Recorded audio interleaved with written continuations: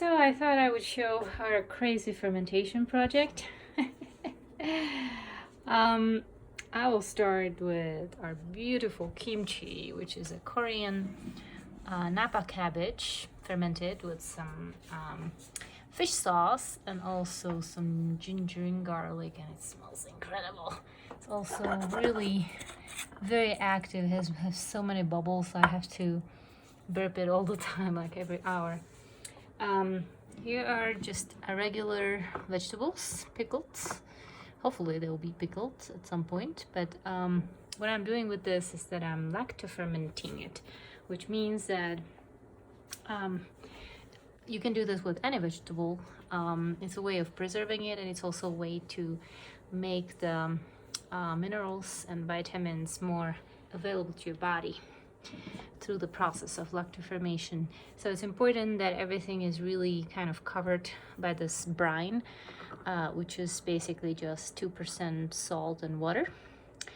If the vegetable is submerged, that means that the good kind of process takes place, and you can see that it is taking place. All these bubbles are coming up. If it's above water, it's a little bit more tricky. You can get mold, you can get other bacteria that are aerobic to actually infestate it.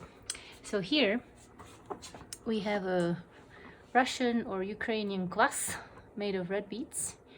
Supposed to be really good for you. I have not had it yet, so we'll see what happens.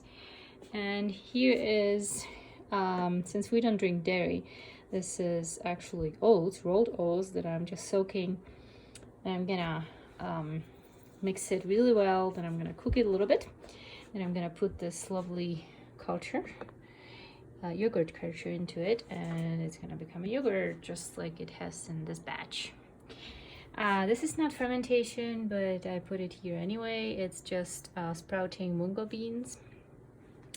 And this was actually my first project, which was this guy. Nice cabbage has become these two guys. After about 7 days, this is a first sauerkraut. Yay! It's very exciting for Czechs. We like sauerkraut. Okay, here is another fermented drink. It's a ginger beer, which has been fermenting for about a week. Before that, I had to get something called ginger bug to inoculate this. It's pretty good. So here, this is natto. This is a Japanese food that is made of soybeans and fermented with this special natto subtilis bacteria. And you can see that's definitely something there, because what happens, whoop, whoa, whoa, whoa, whoa, whoa, whoa. Okay, now that is disgusting. All of these strings actually mean that it's a really good natto. It has been fermenting for about 24 hours in a nice, warm, dark environment. In other words, in our bed. And this is the beginning process of natto, which is cooking the soybeans.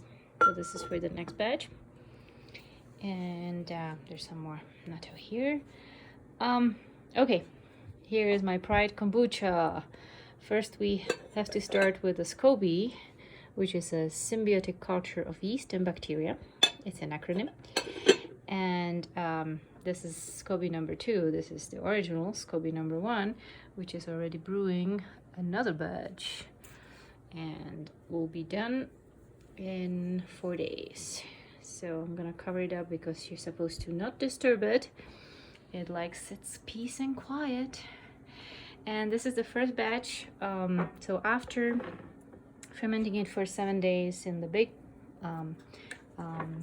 bottle, I transferred it to these bottles, which originally had store-bought kombucha in it, but now I can reuse it forever. And I put some very nice fruit in it, so you can see here some raspberries, and I put some blueberries, and I put some ginger and lemon and all kinds of things. So this is actually the final product. This is the blueberry kombucha, and I'm gonna put some ginger kombucha in it. It's blueberry ginger. Cheers.